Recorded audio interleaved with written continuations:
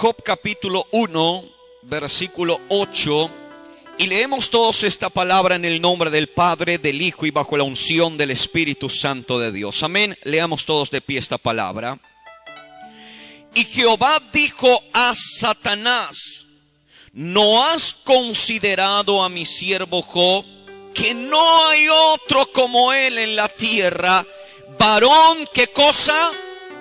Perfecto, recto, temeroso de Dios y apartado del mal? Diga conmigo: háblame, Señor, a través de tu palabra, a través de tu Espíritu Santo. Amén. Tome por favor su asiento, su lugar, desocupe sus manos, dele aplauso, dele gloria, dele alabanza, dele aleluya a su nombre. Diga conmigo: gloria a Dios. Varón, dice la Biblia, justo, temeroso, dice perfecto, temeroso de Dios. Ahora quiero que atienda con mucha atención esta palabra, que puede modificar tu manera de pensar en cuanto a algo muy importante que vamos a hablar este día de hoy. Diga conmigo: Dios es el Padre. Dígalo una vez más: Dios es el Padre. Más fuerte todavía, diga: Dios es el Padre. En este caso, Job es ¿quién? Job, no Dios. ¿Quién es Job ahora? Ahora mire lo que el Padre dice de su Hijo. Dios habla de Job. Esto no lo dijo nadie más sino Dios. ¿Qué dice Dios de Job? Estas palabras. Primero, le llama mi siervo. Segundo, dice acá: no hay en toda la tierra, en otro lugar, no se encuentra otro como él. Tercero, dice que es perfecto. Cuarto, dice que es recto. Quinto, es temeroso de Dios. Sexto, es apartado del mal. Le traduzco esto a un español simple: el Hijo perfecto. Imagínese usted tener un hijo en esas condiciones, que se porte bien, que te tenga miedo, pero no ese miedo de ay, mi mamá me va a pegar, sino ese respeto, esa reverencia hacia la autoridad, que te tenga aquel respeto a tu autoridad, te ame tanto hasta el punto de respetarte y de no hacer nada que te ofenda. Ese era Job, el hijo número 10. La Biblia dice: no hay otro en toda la tierra, no hay otro parecido a este hombre. Diga conmigo: gloria a Dios. Ahora, cuando el hijo es como Job, el hijo se merece un castigo, ¿cierto que sí? No escucho a nadie. Cuando el hijo se porta bien, ¿es bueno castigarlo? ¿Quién es el que merece el castigo? Ese hijo que usted le tiene que mandar una vez: hijo, hacelo. 2 veces, 3 veces, 4 veces, y ya el hijo ni siquiera te cree de tanta amenazadera. Pero te voy a Yo he conocido padres en esta actualidad que son así. Anteriormente los papás simplemente te lanzaban una mirada, pero era una mirada demoledora. Una mirada, una solita. Con esa mirada te bajaba la temperatura. Con esa mirada usted ya se iba a llorar. Usted dice: cuando me peguen, que ya no tenga ni media lágrima cuando me quieran pegar. Una sola mirada. Hoy en día usted mira a los papás, le hace miradas, tuerce la boca, mueve la nariz, las cejas, no sabe qué más decirle y hacer el hijo, y el hijo no le cree. Precisamente por eso te lo advierto: 1, 2, 3, 4 y cuántas veces más. Y su palabra ya no es tenida como una autoridad superior. Bueno, aunque nos estamos desviando del tema. El tema central es que un hijo no merece tener una corrección cuando éste es bueno. En cambio, cuando el hijo se porta mal, merece castigarlo. Ahora, alguno que lee la Biblia acerca del libro de Job, la gente cree y piensa que lo que le pasó a Job fue un castigo. ¿Sí o no? pastor le vino una enfermedad, es un castigo. Incluso hay gente que cuando está mal económicamente dice: Dios me mandó esta prueba porque no he sido un buen hijo. Mentiras. Está en una enfermedad y la persona dice: Dios me castigó, quién sabe qué hice mal. Cuando una persona está pasando una situación mala, lo primero que ellos hacen es decir que Dios lo está castigando por algo. Ahora, si contrastamos con el libro de Job y principalmente con lo que le pasó a Job, tendríamos que decirle: Job fue castigado por portarse bien. No hay otra explicación. Porque así como Dios le dijo: todo lo que él tiene está en tus manos, le dijo a Satanás, le hubiera podido decir: no me lo tocas porque él es buen hijo. Pero Dios lo permitió. Dios autorizó. Dios dijo que le pase lo que estás diciendo que vas a hacer con él. Entonces hay aquí un desequilibrio en lo que nosotros creemos y en lo que realmente es. El creyente, cuando está pasando una lucha, no tiene por qué creer o pensar que es un castigo porque algo hizo mal.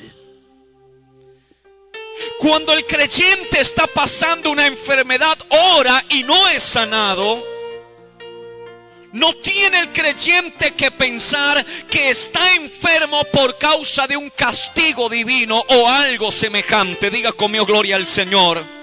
Cuando el creyente está en una situación económica difícil, cuando el creyente, la familia aún le da la espalda, nadie se quiere convertir, todo está marchando al revés, el creyente no debe pensar que esto es un castigo por parte de Dios, sino tendríamos que mirar que Dios estaba castigando a Job. Y la pregunta es: ¿por qué lo está castigando? Si la Biblia dice: en toda la tierra no había otro como Job, temeroso de Dios, apartado del mal. La Biblia dice: perfecto. Entonces, ¿por qué Dios permite pasar todas esas situaciones si es un hijo bueno? Levante la mano y diga conmigo: gloria a Dios. ¿O será que hay algo más detrás de esto, que más que un castigo lo podemos mirar como una oportunidad? Revise conmigo, por favor, lo que dice la Biblia en 2 de Samuel, capítulo 11, versículos 1 y versículo 2. Aconteció al año siguiente, en el tiempo que salen los reyes a la guerra, que David envió a Joab y con él a sus siervos y a todo Israel, y destruyeron a los amonitas y sitiaron a Rabá, pero David se quedó en Jerusalén. Y sucedió un día, al caer la tarde, que se levantó David de su lecho y se paseaba sobre el terrado de la casa real, y vio desde el terrado a una mujer que se estaba bañando, la cual era muy hermosa. Volvamos a la vida de Job para entender este pasaje y hacer una relación de las dos cosas. Primero, piensa en lo siguiente: ¿Job tenía dinero, sí o no? Era el hombre más rico de esa zona. La gente le respetaba. Incluso la Biblia dice que cuando Job pasaba por algún lugar, la gente mayor, aún los jóvenes, guardaban silencio en respeto a Job. Job te gozaba de un respeto, la gente le quería porque Job era un hombre distinto a todos los de esa región. Era un hombre rico.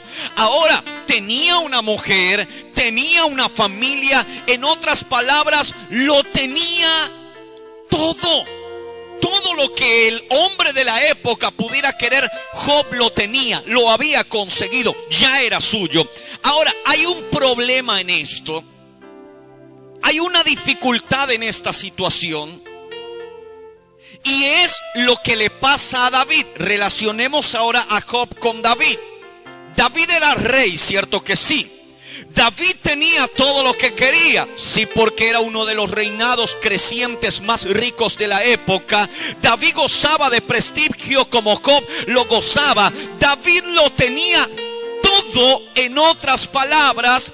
Pero ¿cuándo fue que David empieza a declinar o a encaminarse hacia el error, hacia la falla? Precisamente cuando lo tuvo todo. Porque la Biblia dice que era una época, había una época, se dice que se tenía la costumbre que todos los reyes salían a pelear. El rey, el jefe del ejército y todo su ejército. Todos los reyes salían a las batallas. Por eso la Biblia dice en el tiempo que los reyes salen a la guerra.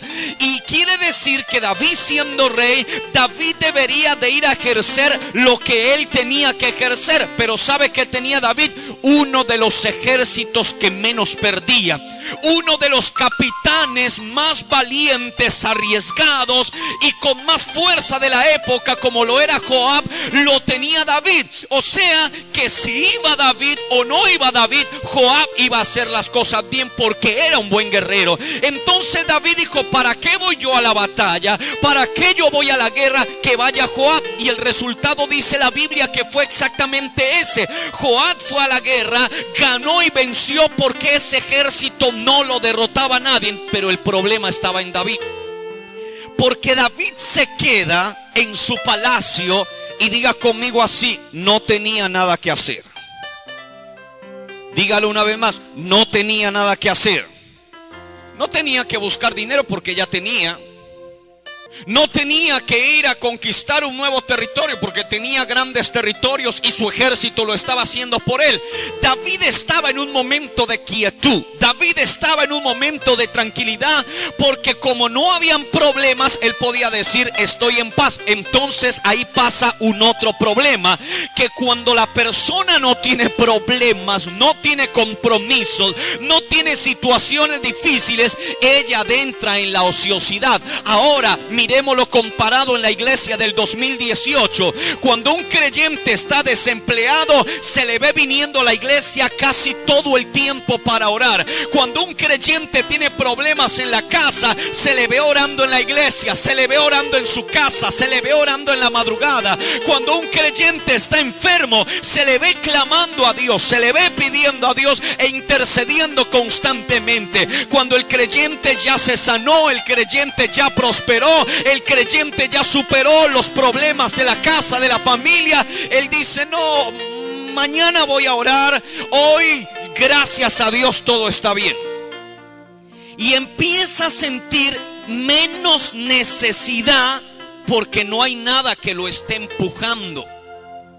¿Está comprendiendo? No hay nada que lo esté presionando. Entonces él dice: estoy tranquilo. Eso le pasó a David.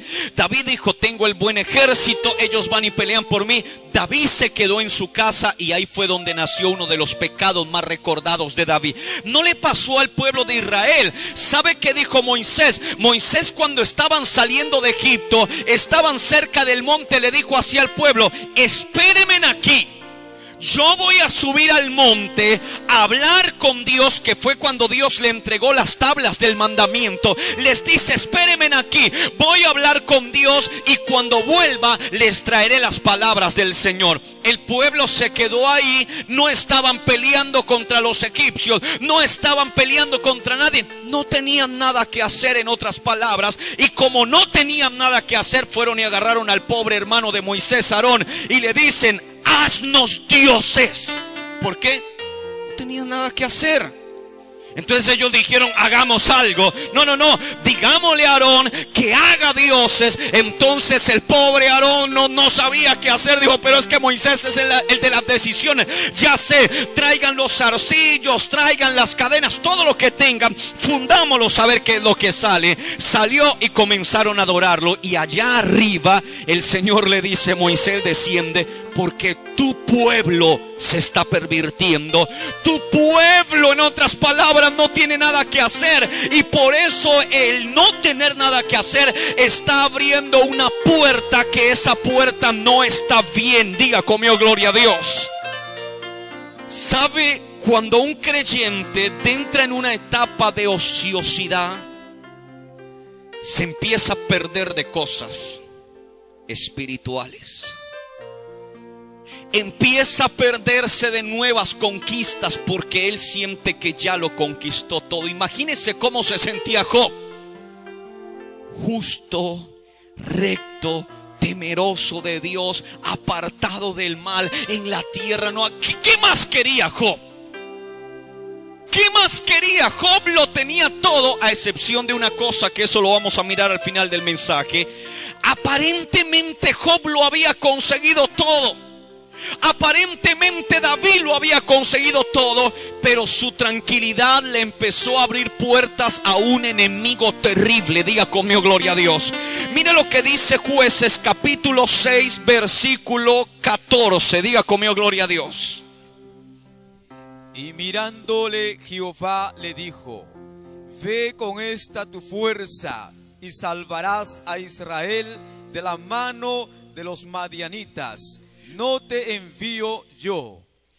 ¿Por qué, pastor, si Job era un hombre bueno, Dios permitió que pasara por momentos malos? Miremos el reflejo del pasaje de este hombre. Mire lo que pasó. La Biblia dice que Gedeón estaba harto, cansado, molesto con los enemigos. ¿Por qué, pastor? ¿Sabe qué hacían los enemigos? Venían en el tiempo de la cosecha, se llevaban todo el grano maduro y no les dejaban comida a ellos. Entonces, ¿qué le tocaba hacer a Gedeón? Irse más temprano que la cosecha estuviera, más antes, recoger el trigo, llevarlo a la montaña, esconderlo en una cueva, sacarlo al sol, cuando vinieran los enemigos, esconderlo del sol, volverlo y sacar al sol. Ahora tenía que hacer el doble de trabajo que si no tuviera enemigos. Si no tuviera enemigos en el tiempo de la cosecha, contrataba a algunos más, sacaba su cultivo, pero ahora no se podía contratar a nadie, todos estaban cuidando su propio cultivo. Entonces a Gedeón le estaba tocando trabajar el doble, porque ahora tenía que esconder la cosecha, tenía que sacarla al sol para que no se dañara cuando las metían en las cuevas, tenía que hacer más trabajo que el que tendría que hacer normalmente. Cuando Dios se le aparece y Gedeón le dice al Señor: ¿por qué nos has abandonado? Entonces el Señor le dice a Gedeón: ¿qué cosa? Ve. ¿Con qué cosa? ¿Con qué cosa? Con esta tu fuerza.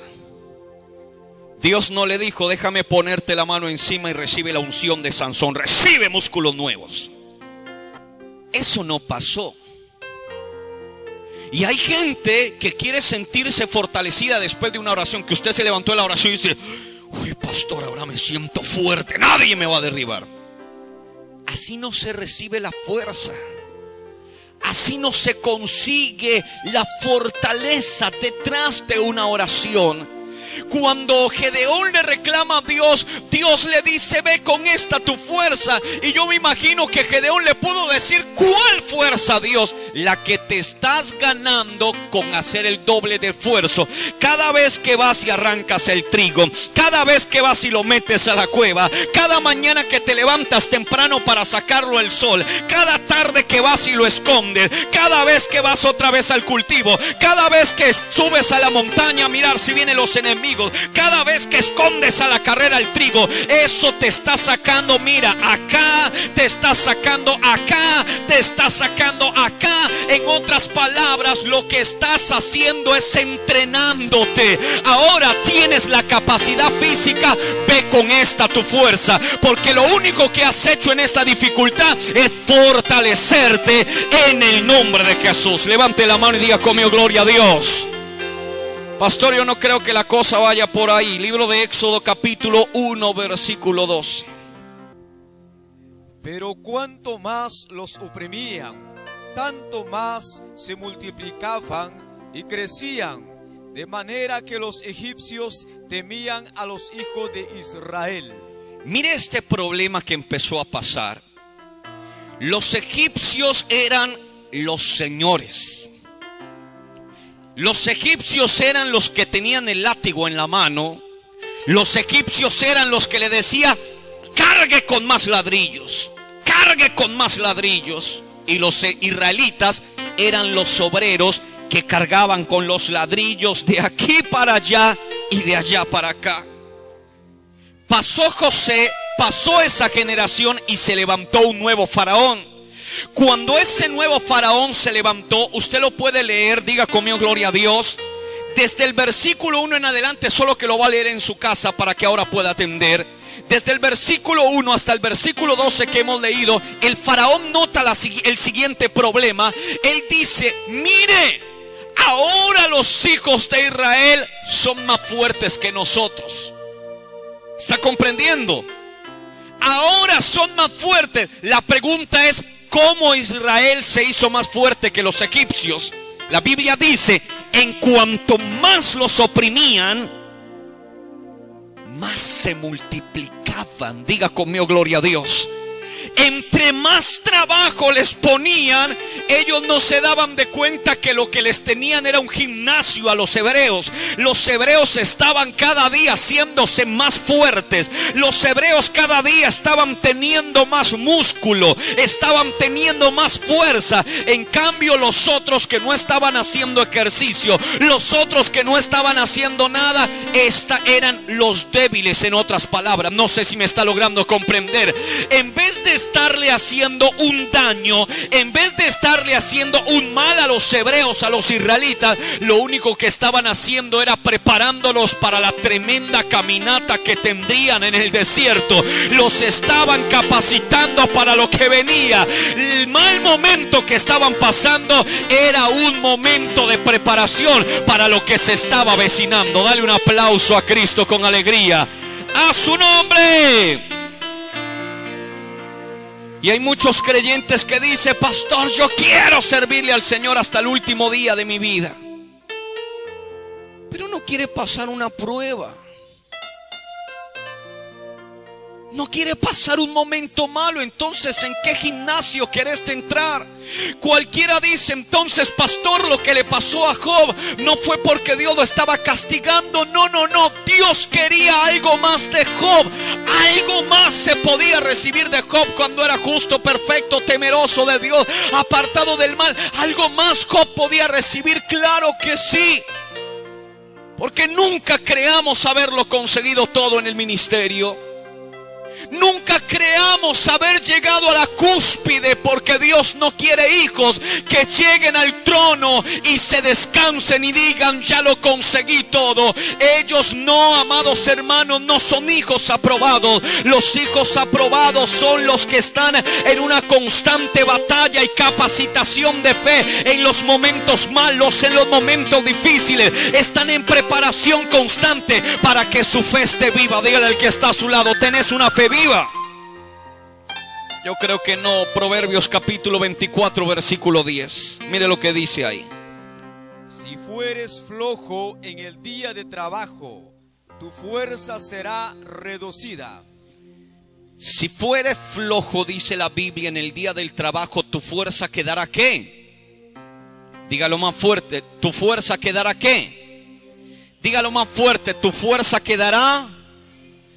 Hay otra versión de la misma Reina Valera que dice así: si fueses flojo en el día difícil, tu fuerza quedará reducida.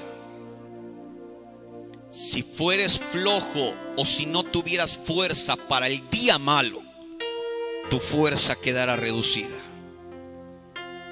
¿Sabe qué pasa cuando yo desisto de una lucha? ¿Sabe qué pasa cuando yo desisto de un momento malo? Lo único que estoy haciendo es que no permito que mi carácter sea formado. Lo que no permito es que mi vida sea preparada. Y lo que estoy ganando es desconfianza de conquista. Porque cuando me veo enfrentado a una situación que no puedo vencer, gano desconfianza.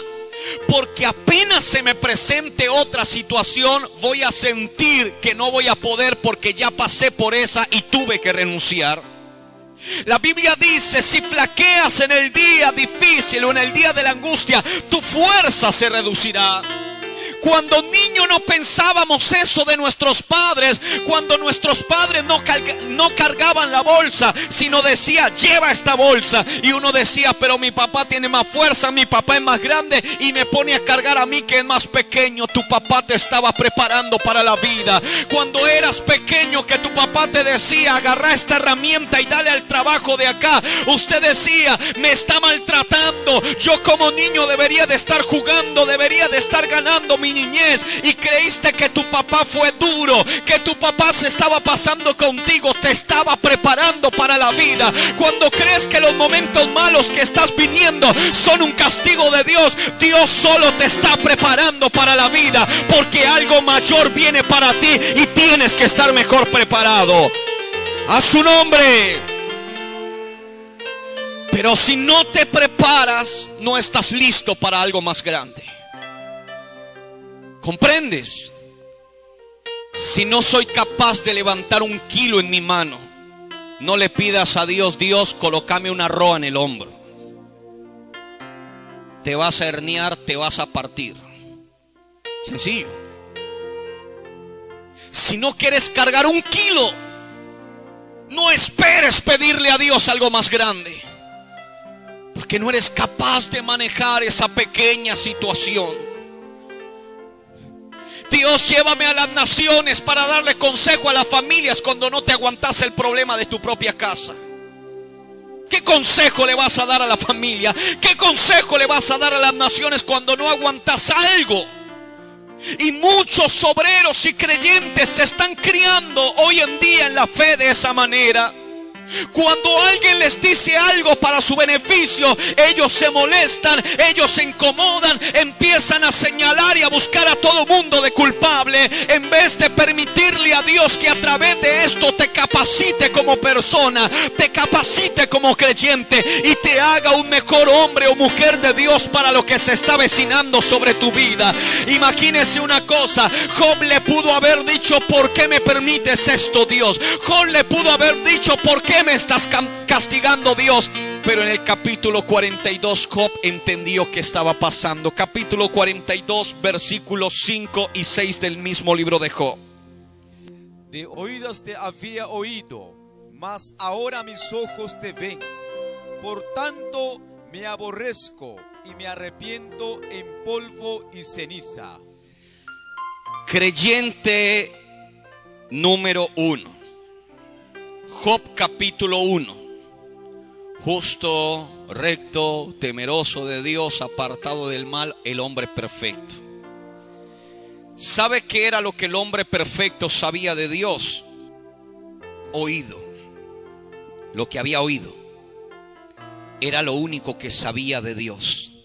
Job lo dice: de oídas te había oído. Ojo a esa frase: de oídas te había oído. Algunas otras versiones dicen: te conocía por lo que me habían dicho. De oídas, el Job del capítulo 1 dice: te conozco por lo que me han contado, por lo que he leído, por lo que sé. De oídas te había oído.